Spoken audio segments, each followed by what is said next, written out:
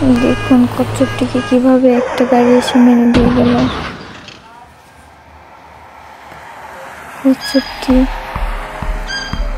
খরগোশটি দৌড়ে আসলো কচ্ছপটিকে বাঁচানোর জন্য।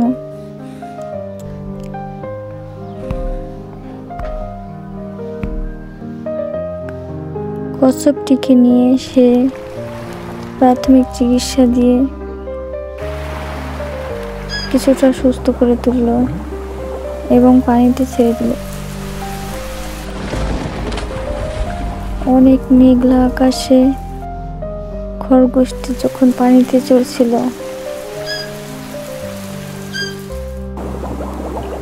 তখন সে খুবই বিপদে ছিল একটা পানির বোতল নিয়ে। ঠিক তাৎক্ষণিকই কচ্ছপটি এসে খরগোশটিকে বাঁচালো। এটা থেকে আমাদের বুঝতে পারি যে এক সময় উপকার করলে ওই উপকারের প্রতিদান পাওয়া যায়।